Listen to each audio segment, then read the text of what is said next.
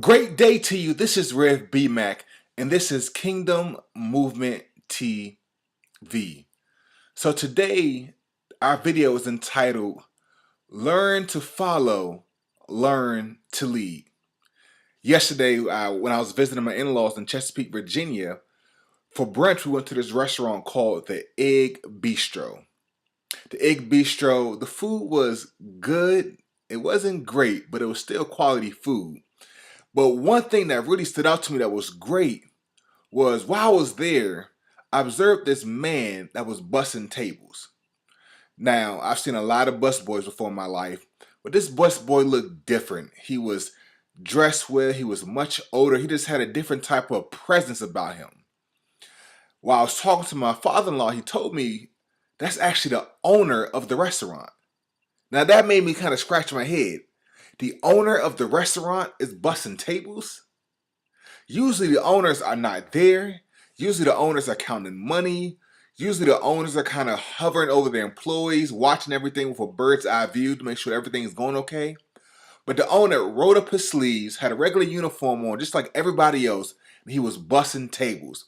And homeboy was bussing tables with the best of them. Mind you, this restaurant has two locations, one in Chesapeake and one in Suffolk.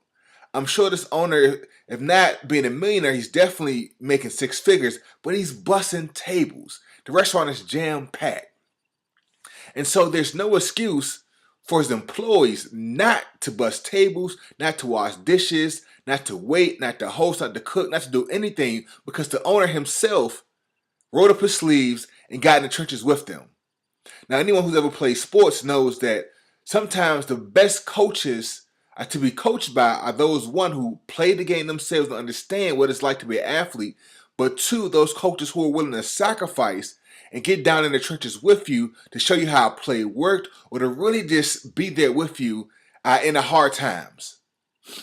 So in life, in order to lead, in order to be a great leader, we have to first learn how to follow.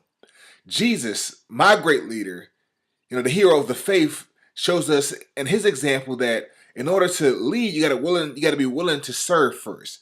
Jesus was a leader, but Jesus was also a servant. Paul says in Philippians chapter 3 that we should imitate those who are leading good in the faith. We should imitate those who are living a righteous, strong Christian witness. Now, not all of us, but a lot of us desire to be leaders. We want to be leaders in our communities. We want to be leaders in our families. We want to be leaders on our jobs. We want to be leaders in our organizations. A lot of us want to be leaders. But in order to lead well, we have to also learn how to follow. So here's my advice to you. Whatever you want to do in life, whatever you're striving to be great at, find those people, whether if you can touch them physically, meaning that you can actually be in their presence, whether or not you can get their autobiography, whether or not you can read articles about them, but find people who are doing great things, who are trailblazers in the field that you want to be a great leader in. Look at their background, read their biographies, look at their history, see what they did, see what schools they went to, see what examples they followed, see what principles they implemented in their own lives, and imitate them. Follow their lead so that you can be a great leader.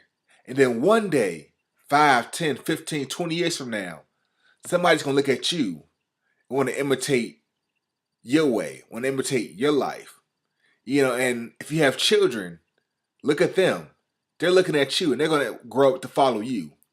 And so in order to lead, learn to follow. And once you learn to follow, you can learn to lead, and others will learn from you.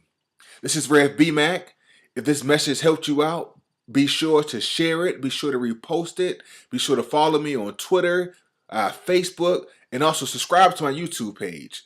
I love y'all. Thank y'all for watching. Until next time, peace.